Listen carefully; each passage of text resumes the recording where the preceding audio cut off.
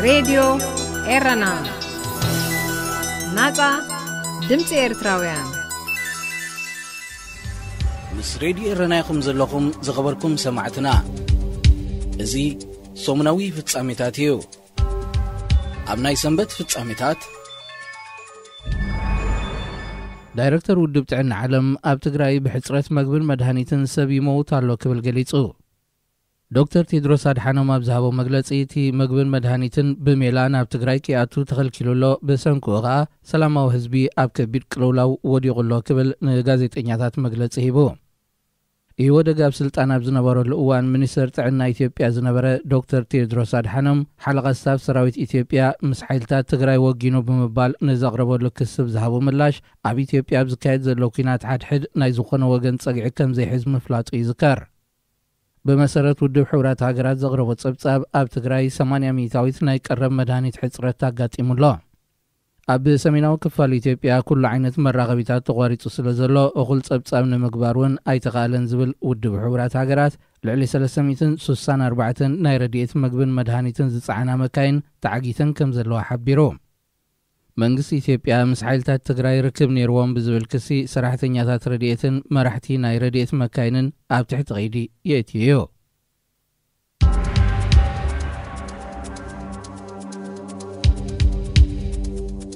أب سودان وتحدراو علوازك أوام سلاماو سلفتات أب زغطلل زلو أوان أب زحلفة كلتا معلتات بوحدو حموشتا سبات تقتيلهم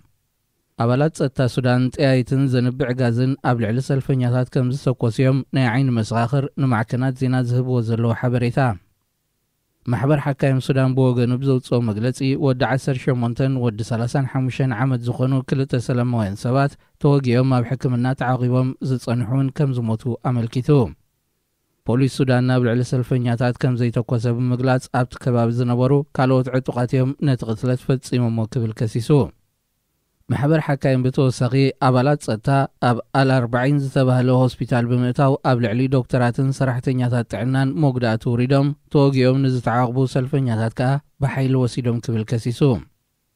أنصارتي بحيل سلطان حيز زلو جنرال البرهان زكايت زلو سلاماو سلفي إن حي لبز متصالو زلو أوان أبالات ستا أبل علي سلفنياتات نزورد وزلو مقداتي بحيالو أهقراوان ودباتن منقصاتن تقاومتات إيقتم الله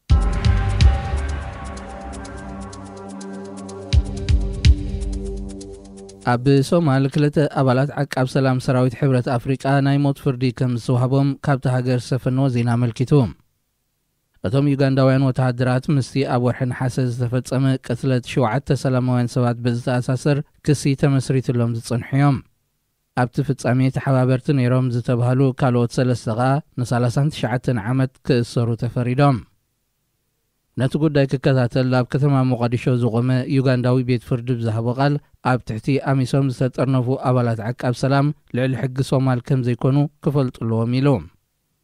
بعلت 10 تناورحن حسيتهم أبالات عقاب سلام أب حلواب زنبور الأوان كاب الشباب متقعتي تفتسيمنا بزول أب العلي سلاموين سوات تغسي كم زغفتو منيستر فتحي صومال عبد القادر محمد نور أب تأوان مقلات يذكر أميسوم توم أبالاتو نفسهم ككلاغلو زغفتو تغسي بمبال ككلاغلو لهم دحر متصنحو أب زحلف ورحيو أب العلي سلاموين سوات تغسي كم زغفتو تأمينوم بيتسبتم شوعات قداتا بسرخبلو أب كالصري ودو حورات هاقراتا بكثما مغادشة بسخايدة مقابايا اتفرد مستوهبة بتستوهبة وساني عقوبات كوانتغنا كحساخ وهبة ناقن كنصبينا كبلو توم مغرب كالهبام الشباب ناي سومال أب دوب شبلي أب لعلت وافيرو زركب عقاب سلام سراويت حبرة أفريقيا ترقاقام متقعتات يكايديو مس راديو رناكم زلكم زخبركم سمعتنا ازي سومناوي فتصاميتاتيو أب نايسوني فتصاميتات إيرتراوين أولمبيكاوين أتلتات آرون كفلن راهيل دانييلن تمالي سنبت 14 حدار أب إسبانيا بتسلاسلة مبل 10 شوعته وددر غيا مرور أتابيركا نمقدادمتم بمبلاص قداموت كوينوم تعويتم أولمبيكاوي أتلت آرون كفله نتتدالي زنبرة 9 كيلومتر زرحكة وددر نخشفن 25 دقيقة 33 كاليتاتن وسيدلو أبناي دك نستيو 8 كيلومتر أبزنو حاتو رحكة ودادرت أولمبيكاوي أتلت راهيل دانييل ب 25 دقيقة كلتا كاليتاتن زازيماتو الراهيل ونانيت هاجراوي كبر وسن 5000 متريا ወዲ 23 ዓመት ኦሎምፒካዊ ኣትሌት ኣሮን ድማ ኣብ ዝተፈላለዩ ዓበይቲ ውድድራት ንኤርትራ ወኪሉ ዝተሳተፈ ኮይኑ ኣብ 2018 ኣብ ቫሌንሺያ ስፓኛ ኣብ ውድድር ሻምፒዮን ፍርቂ ማራቶን ዓለም ነሓስ ማዳልያ ኣብ 2019 ኣብ ውድድር ኣፍሪካን ጌምስ ራባት ሞሮኮ ኣብ ናይ 10,000 ሜትሮ ብሩር ማዳልያ ተሸሊሙ ኤርትራዊ ኣትሌት የማና ሃይለ ስላሴ እውን ኣብዚ ናይ 14 ሕዳር ዝተኻየደ ናይ ኣታፖየርካ ውድድር ተሳቲፉ ብ26 ደቂቕን 12 ካሊእታትን 10ይ ደረጃ ተሰሪዑ ኣብዚ ኣብ ጥቓ ከተማ ቡርገስ ዝተኻየደ ቀደድም ተወላዲ ብሩንዲ ሮድሪጌ ኩዌዜራ ካብ ኣሮን ብሓንቲ ካሊእ ድሒሩ ካልኣይ ኮይኑ ኣትዩ ኡጋንዳዊ ዩኤል ኦዮኮ ድማ ብተወሳኺ 2 ካሊእታት ተፈንቲቱ ሳልሳይ ደረጃ ሒዙ ኣብ ናይ ደቂ ኣንስትዮ ኬንያውያን ኣትሌታት ኖራ ጂሮቶን ቢያትሪች ቸቤትን ነፍሲ ወከፈን ራሄል ብሓንቲ ካሊእታት ተኸቲለን ካልኣይን ሳልሳይን ደረጃ ኣትየን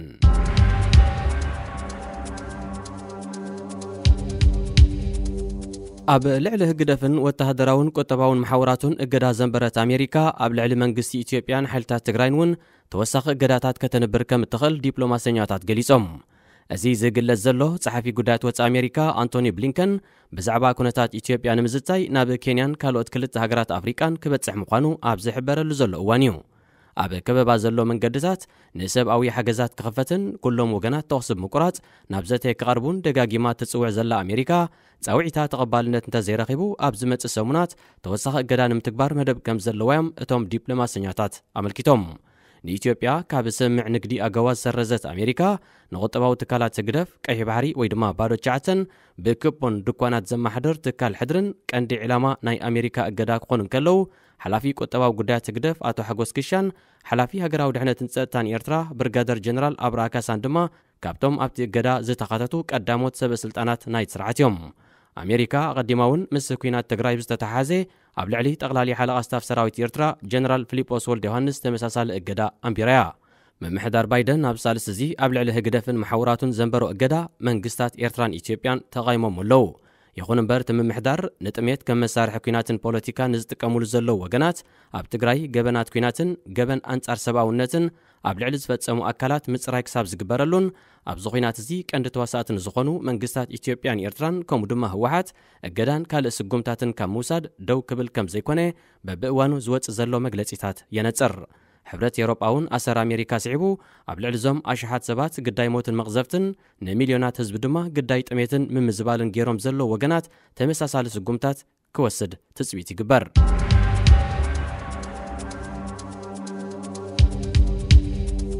ፕረዚደንት ኬንያ እሁሩ ኬንያታ ብዛዕባ ተፈጢሩ ዘሎ ዞባዊ ዘይምርጋእን ተኽእሎ ስምዕ ምቁራጽ ተኽሲ ኣብ መንጎ መንግስቲ ኢትዮጵያን ሓይልታት ትግራይ ንምዝታይ ናብ ኣዲስ ኣበባ ኣትዩ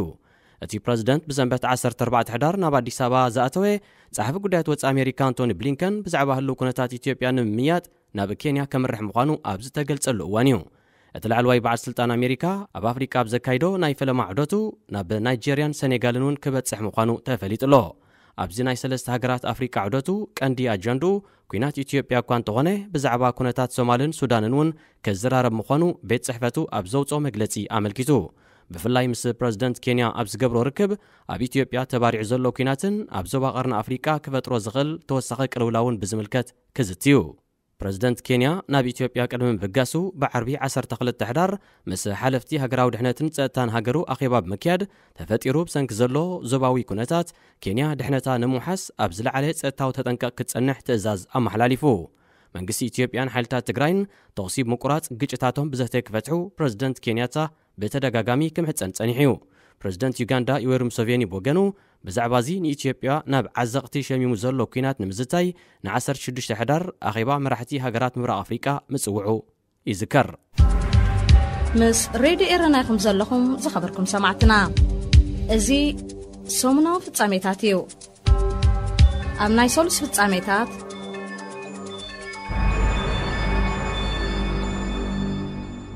ኣብ ኣስመራ ከባቢ ጸጸራት ኣብ ዝርከብ መቃብር ካቶሊካዊትን ወንጌላዊትን ኣብያተ ክርስቲያናት ዓሪፉ ዘሎ ሬሳታት ክፍሓር መንግስቲ ብዘሕለፎ ትእዛዝ መሰረት ሓያሎ ስድራ ቤታት ሬሳታቶም ብምልዓል ንናብ ዓድታቶም ክወስዱ ይግደዱ ኣለዉ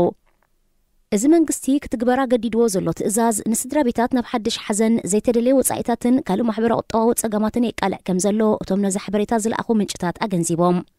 ሓያሎ ስድራ ቤታት ነቲ ብግቡእን ስነ ስርዓትን ንዓመታት ዝተቐብረ ሬሳታት ፍሒሮም ናበይ ከም ዝወስድዎ ምውሳን ሲኢኖም ይርከቡ ካቶሊካዊት ቤተ ክርስቲያን ኤርትራ ካብ መካነ መቃብር ጸጽራት ንዝፍሓር ሬሳታት መጽንዒ ዝኸውን ቦታ ክወሃባ ክትሓትት እንከላ ወንጌላዊት ቤተ ክርስቲያን ግና ኣብ ኣስመራ ኣብ ውሽጢ ሃገርን ወፃእን ዝርከቡ ኣመንቲ ኣስከሬናቶም ፍሒሮም ናብ ዓድታቶም ክወስዱ ብ16 ጉንበት ኣብ ዘውፅኣቶ መግለጺ ተማሕጺና ቀዳማይን ዝሓሸን ኣማራጺ ኣስከሬናት ኣልዒልካ ንናብ ዓድኻ ምውሳድዩ ዝበለት እታ ቤተ ክርስቲያን ኣስከሬናት ኣልዒልካ ናብቲ ክስራሕ ዝሕሰብ ዘሎ ስፍራ ወይ ሳጹናት ምቕማጥ ድማ ከም ካልኣይ ኣስፊራቶ ክሳብ 2006 ዓመተ ምህረት ኣብ ዝነበረ ግዝያት ኣብ መካነ መቃብራት ጸጽራት እተቐብሩ ሰባት ኣስከሬኖም ክልዓል ትእዛዝ ዘመሓላለፈ መንግስቲ ኤርትራ ንዘይተለዓለ ሬሳታት ፍሒሩ ናብ ሓደ ጉድጓድ ክእክቦም ምዃኑ እዩ ዝግለጽ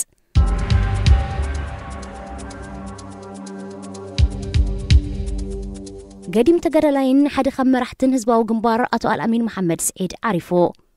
ኣብ ክልል ዕድመ 74 ዝርከብ ጸሓፊ ህዝባዊ ግንባር ዲሞክራሲን ፍትሕን ኣብ ሁሉ ኩነታት ዝተሰመየ ሴሚናራት ህግደፍ ንምክያድ ኣብ ስዑዲ ዓረብ ኣብ ዝጸንሓሉ እዋን ብሃንደበት ከም ዝዓረፈ ሚኒስተር ዜና ኤርትራ ኣቶ የማነ ገብረ መስቀል ብ15 ሕዳር ብትዊተር ኣብ ዘመሓላለፎ መልእኽቲ ገሊጹ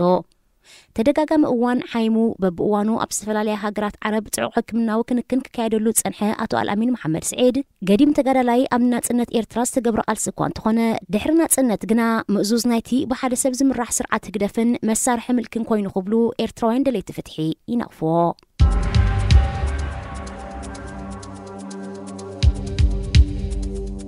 ጅቡቲ ኣብ ጉራብቲ ሃገራት ንዝፍጸም ተጸባኢ ምትእታው ኣፍ ደገ ከም ዘይትኸውን ሚኒስተር ጉዳያት ወጻእቲ ሃገር መሐሙድ ዓሊ ዩሱፍ ኣፍሊጡ እቲ ሚኒስተር ነዚ ዘፍለጠ ኣዛዚ ናይቲ ኣብ ጅቡቲ ማዓስከር ሎሞን ዝርከብ ሓባራዊ ሓይሊ ዕማም ኣብ ቀርኒ ኣፍሪቃ ዝተሰመየ ፍሉይ እዚ ሰራዊት ኣሜሪካ ጀነራል ዊልያም ዛና ኣብቲ ዞባ ከጋጥም ካብ ዝኽእል ሓደገኛ ክስተት ዜጋታት ሃገሩ ንምድሓን ድልዋት ምህላዎም ምስ ቢቢሲ ኣብ ዘካየዶ ቃለ መጠይቕ ምስ ገለጸዩ ድሕሪ መግለጺ ጀነራል ዛና ኣብ ጉራብቲ ሃገራት ንዝካየድ ምትእታው ኣሜሪካ ግዝኣት ጅቡቲ ከም ኣፍ ደገ ከገልግል ይኽእል እዩ ዝብል ስክፍታታት ከም ዝተረኣየ ዘመልከተ ሚኒስተር ማሕሙድ ጅቡቲ ምስ ጉራብታ ዘለዋ ዝምድና ጥቡቕ ስለ ዝኾነ ከጋጥም ከም ዘይክእል ብትዊተር ኣብ ዘመሓላለፎ መልእኽቲ ኣነጺሩ ጅቡቲ ምስ ኣሜሪካ ዘለዋ ስትራቴጂያዊ ዝምድና ንካልኦት ሃገራት ኣብ ሓደጋ ንምእታው ከም ዘይኮነውን ኣስሚሩሎ ኣሜሪካ ኣብ ጅቡቲ ማዓስከር ሎሞኔ ኣሳት 4,000 ሰራዊት ከም ዘለዋ ይግለጽ ካብ 2002 ኣትሒዛ ንማዓስከር ሎሞኔ ብክራይ ክትውኖ ምስ መንግስቲ ጅቡቲ ዝተሰማምዐት ኣሜሪካ ንወደብን ማዕርፎ ነፈርትን ጅቡቲ ንመናሃርያ መራኸብን ነፈርትን ኩናት ክትጥቀመሉ ይፍቀደላዮ እቲ ማዓስከር ኣቐዲሙ ናይ ሰራዊት ፈረንሳ ዝነበረ ኮይኑ ኣብ ትሕቲ ኣሜሪካ ካብ ዝኣቱ ንድሓር እውን ፈረንሳ ከም ኣካል ሓባራዊ ሓይሊ ዕማም ኣብ ቀርኒ ኣፍሪቃን መሻርክቲ ኣሜሪካን ትጥቀመሉ እያ ሬድዮ ኤረና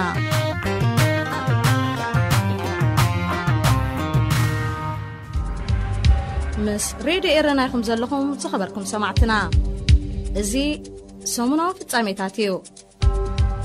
عمنا يروح في التساميتات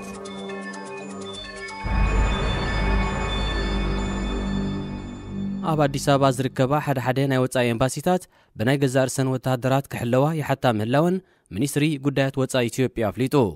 እዘን ኤምባሲታት ንሓለዋ ዝኾኑውን ወተሃደራት ካብ ሃገራተን ናብ ኢትዮጵያ ንምእታው ይሓታ ከም ዘለዋ ዘረጋገጸ ኣፈኛ ሚኒስትሪ ጉዳያት ወጻኢ ኣምባሳደር ዲና ሙፍቲ ዘስሕቕዩ ክብል ከም ዝገለጾ ዘሪፖርተር ካብ ኣዲስ ኣበባ ኣብ ጸብጻቡ ኣስፊሩ ኤምባሲታት ሓያሎ ሃገራት ዜጋታተንን ኣብ እጹፅ ስራሕ ዘይተዋፈሩ ኣባላትን ካብ ኢትዮጵያ ኣብ ዘውጻሉ ዘለዋ እዋን በንጻሩ ወተሃደራት ሃገራተን ንሓለዋ ናብ ኢትዮጵያ ከኣትዉ ይፈቐደልና ምባለን ኣካል ናይቲ ሞራል ሰራዊትን ህዝብን ብምድኻም ንመንግስቲ ኢትዮጵያ ንምንብርካኽ ዝካየድ ዘሎ ውዲት እዩ ክብል እውን እቲ ኣፈኛ ወቒሱ ሓይልታት ትግራይን ግንባር ሓርነት ኦሮሞን መጥቃዕታቶም ናብ ኣዲስ ኣበባ ይግስግስ ከም ዘሎ ኣብ ዝግለጸሉ ዘሎ እዋን ኣብታ ከተማ ምስ ጸጥታ ተታሒዙ ብዙሕ ዘይንቡር ምንቅስቓሳት ይረአ ከም ዘሎ ኤምባሲታት ዝተፈላለዩ ሃገራት የመልክታ ጸጥታት ሃገር ብሓፈሻ ርግኣት ከተማ ኣዲስ ኣበባ ድማ ብፍላይ ዘሻቐለን ኤምባሲታት ኣሜሪካን ሃገራት ኤውሮጳን ዜጋታተን ክወጹን ናብታ ሃገር ንምጋሽ መደብ ዘለዎም ድማ ዳግመ ግምት ክገብሩሉን የጠንቅቓ እዚ ከምዚ ኢሉ እንከሎ መንግስቲ ኢትዮጵያ ኣብ ክልል ዓፋር ከተማ ሰመራ ካብ ዝኣሰሮም ኣስታት 70 መራሕቲ ናይተን ረድኤት ዘመላልሳ ናይ ጽዕነት መካይን ሕቡራት ሃገራት ንፍርቆም ከም ዝፈትሖም እቲ ሃገራዊ ትካል ብ16 ሕዳር ኣፍሊጡ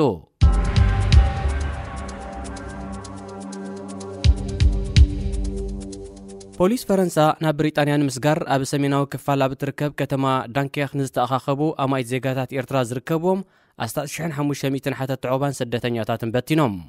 ኣብ ርእሲ እዚ ኣብ ምስጋር ዘይሕጋውያን ስደተኛታት ዝተዋፈርዮም ንዝበልዎም 13 ጥርጥራት ኣብ ቀይዲ ከም ዘእተው ማዕከናት ዜና ፈረንሳ ሓቢረን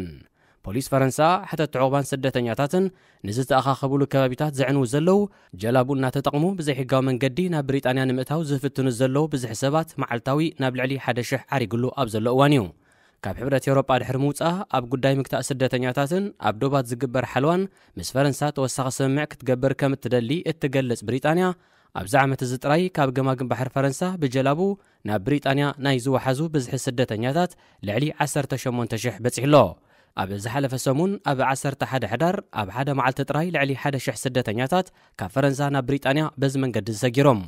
ብሪጣንያ ዘይቀቡል ዝበለቶ ዋሕዚ ስደተኛታት መንግስቲ ፈረንሳ ዶባቱ ጽኒዑ ክሕሉ ብዘይምኽኣሉ ዝስዕብ ዘሎ እዩ ክትብል ወቒሳ ፈረንሳ ብወገና ብሪጣንያ ዶባታ ክትሕሉ ናይ ገዛእ ርእሳ ዕማም ዳ እምበር ናይ ፈረንሳ ከም ዘይኮነ ብምጥቃስ እታ ካብ ሕብረት ኤውሮጳ ዝወፀት ሃገር ንዋሕዚ ስደተኛታት ንፖለቲካዊ ዕላማ ተጋንኖላ ክትብል ትምልስ እዘን ክልተ ጎረባብቲ ሃገራት ሓድሕደን ኣብ ዝከሰሳሉ ዘለዋ እዋን ድማ እዮም ፖሊስ ፈረንሳ ብሰሉስ 16 ሕዳር ኣብ ገማግም ባሕሪ ኣብ እትርከብ ከተማ ዳንኬክ ንዝተኣኻኸቡ ስደተኛታትን ሓተት ዕቑባን በቲኖም ንተመሳሳሊ ዕላማ ኣብ ሰሜናዊ ፈረንሳ ዝተኣኻኸቡ ኤርትራውያን ዝሓለፈ ሰሙን ብዘጋጠሞም ናይ ባቡር ሓደጋ ሓደ ክመውት እንከሎ 3 ድማ ከም ዝቆሰሉ ይዝከር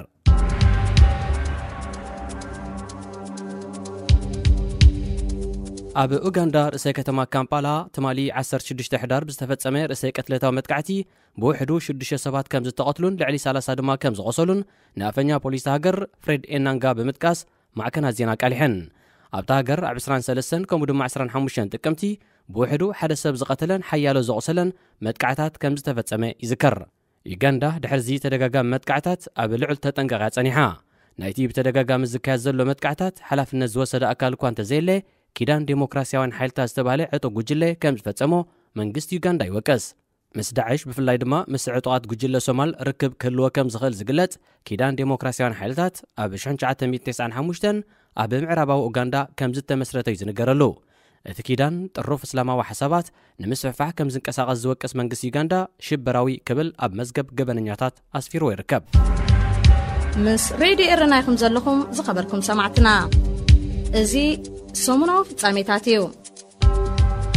ኣብ ናይ ሓሙስ ፍጻሜታት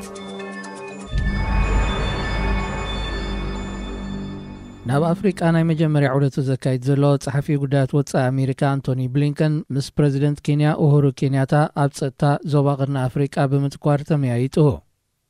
እቲ ላዕለዋይ በዓል ስልጣን ኣሜሪካ ብረቡዕ 17 ሕዳር ናብ ኬንያ ኣትዩ ዘሎ ፕረዚደንት ኡሁሩ ኬንያታ ብዛዕባ ተኽእሎታት ምቁራጽ ተኹሲ ብዝምልከት ንምዝታይ ኣብ ኢትዮጵያ ናይ ሓደ መዓልቲ ዑደት ኣካይዱ ናብ ሃገሩ ምስ ተመልሰ እዩ ብጸሓፊ ጉዳያት ወጻኢ ዝምራሕ ላዕለዋይ ልኡኽ ምምሕዳር ባይደን ናብ ኢትዮጵያ ብምምራሕ ምስ ቀዳማይ ሚኒስትር ኣብይ ኣሕመድ ብቐጥታ ክዘራረብ ዘይመረጸሉ ምኽንያት ኣሜሪካ ኣብዚ እዋን እዚ ኣብ ልዕሊ ኢትዮጵያ ትኽተሎ ምስ ዘላ ፖሊሲ ዝተሓሓዝ ምዃኑ ተንተንቲ ይረድኡ ኣብ ህሉ ኩነታት ኢትዮጵያን ኩናት ትግራይን ብተዛማዲ ማእከላይ መርገፂ ሒዛላ ናብ እትበሃል ጎረቤት ሃገር ዝኾነት ኬንያ ምሪሑ ዘሎ አንቶኒ ብሊንከን ኣብ ኩነታት ሱዳንን ሶማልን ብዝምልከት እውን ምስ ፕረዚደንት ሃገር ከም ዝተመያየጠ ተሓቢሩ ዞባ ቅርኒ ኣፍሪቃ ናብቲ ቅድሚ 30 ዓመታት ዝነበሮ ፖለቲካዊ ወተሃደራውን ጸጥታውን ኩነታት ተመሊሱ ከም ዘሎ ኣብ ዝትንተነሉ ዘሎ እዋን ኣሜሪካ ኣብቲ ዞባ ምስፋን ሰላምን ምትካል ዴሞክራሲያዊ ስርዓታትን ቀዳማይ ኣጀንዳ ምዃኑ ይጥቀስ ዴሞክራሲ ከቢድ ብድሆ ገጢምዎ ኣብ ዘሎ እዋን ኢድኒ ተተሓሒዝና ክንሰርሕ ኣለና ክብል እቲ ኣሜሪካዊ በዓል ስልጣን ኣብ ናይ ኬንያ ዑደቱ ከም ዝገለጸ ማዕከን ዜና ፎክስ ኒውስ ኣገንዚቡ አንቶኒ ብሊንከን ዑደቱ ብምቕጻል ናብ ናይጀርያን ሰኔጋልን ከምርሕ ምዃኑ ቤት ጽሕፈቱ ኣፍሊጡ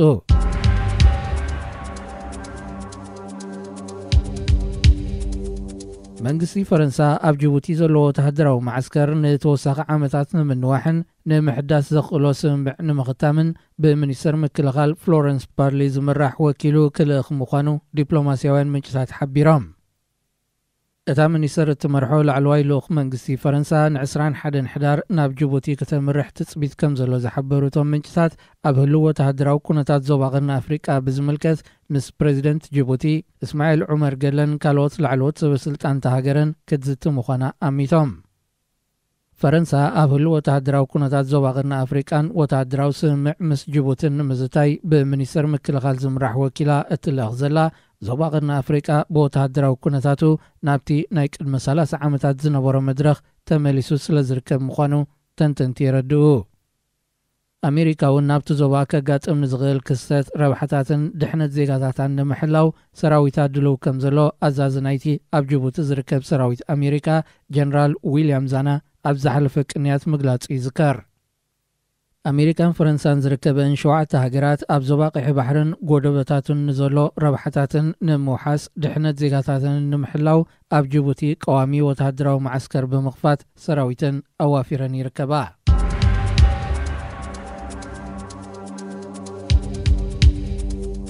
نفرتي كوينات أمريكا فرنسان بريطانيان أب جيبوتي حبراو وتهدراو لممد كم زكادا مربب حبريتا ديفنس قليتو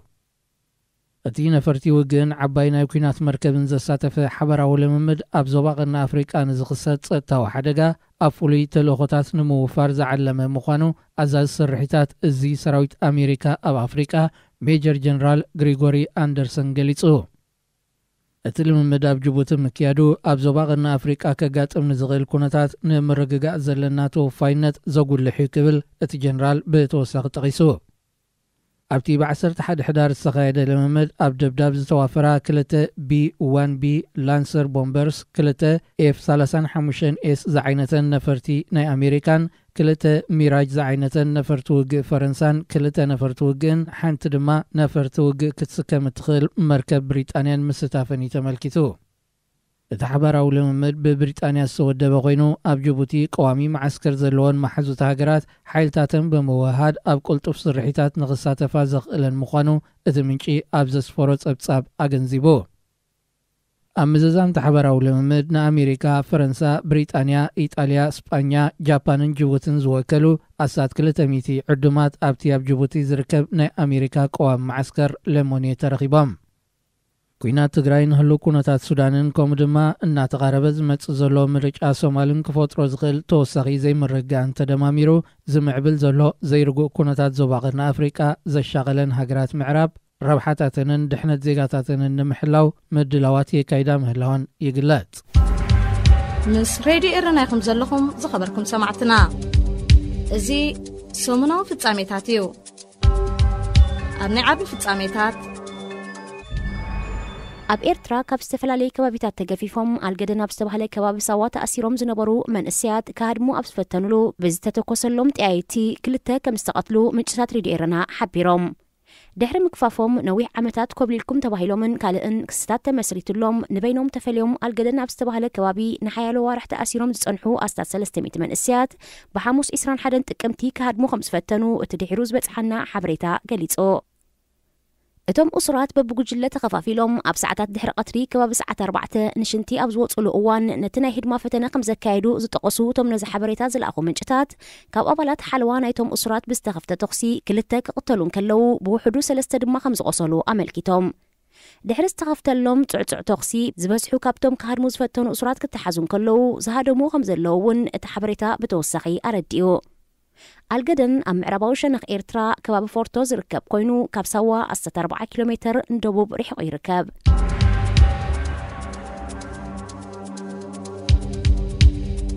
መንግስቲ ኢትዮጵያ ተወላዶ ትግራይ ዝኾኑ ዜጋታት ተሃገር ብጅምላ ምእሳር ብሰፊሑ ቁጽሎ ምህላው ሕብራት ሃገራት ወቂሱ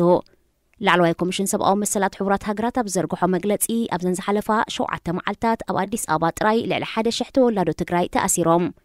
حالتا ጸጥታ መንግስቲ ኢትዮጵያ ገዛገዛን ናአቶ ብዘካይድዎ ተፍትሽ ከምኡ ድማ በመካየን ይኹን በአጋር ንዝጓዓዙ ኣብ ጎደናታት እናዓገቱ ተወላዶ ትግራይ ንዝኾኑ ጥራይ ፈልዮም መንነትን መወቆልን ዘተኮረ ናይ ኣልማማ ምእሳር ስጉምታት ይወስዱ ምህላዎም ክቃላሕ ጸኒሕዮ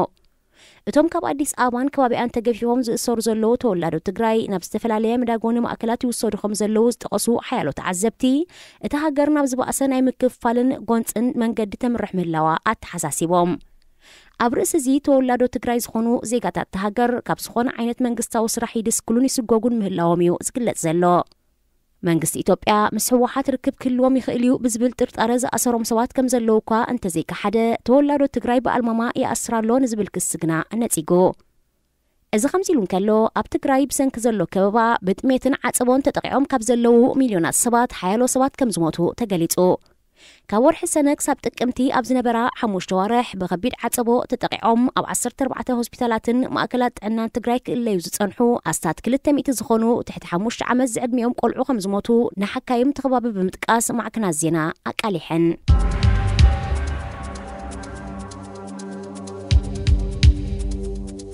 ኣብ ኢትዮጵያ ቤንሻንጉል ጉሙዝ ዝርከቡ ብውሕዱ 3 ላዕለዎት ኣመራርሓ ናይቲ ክልል ከም ዝተኣስሩ ጋዜጣ ዘ ሪፖርተር ኣቃሊሓ ኣዛዚ ፍሉይ ሓይሊ ክልል ቤንሻንጉል ጉሙዝ ኮማንደር ኤዶሳ ገሹ ሓላፊ ርክባት ዞባ መተከል ገበየሁ ጆጎዴን ከንቲባ ከተማ ግልግል በለስ ሃብታሙ ባልዳና ካብቶም ቀንዲ ተኣሲሮም ዘለው ላዕለዎት ኣመራርሓ ናይቲ ክልል እዮም بتدقاقام اوان مفراد ستاي قاتم ابزلو كلل بينشانقول قموز لعلوت امرارحا مستاب تخلل زنك اساقس اتوق حيل قموز هو حتن كالوت انصار منقس إثيوبيا زنك اساقسو حيلتاتن بفلاي دما من السودان ركب كل ومي خيليز بالكسته مسريت لهم كخون كم زخل ترطارتاتالو يخون مبر منقس إثيوبيا زتأسرلو مقنيات بوقع كم محبار تقطي بيركب መንግስቲ ኢትዮጵያ ኣብ ትዲጋ ተሃድሶ ዝርከበሉን ምስ ሱዳንን ደቡብ ሱዳንን ድማ ዝዳወብን ክልል ቤንሻንጉል ጉሙዝ ፍሉይ እዚ ብምምዳብ ወተሃደራዊ ስርሒታት ከካይድ ከም ዝቐነየ ይግለጽ። ሬድዮ ኤረና ናጻ ድምፂ ኤርትራውያን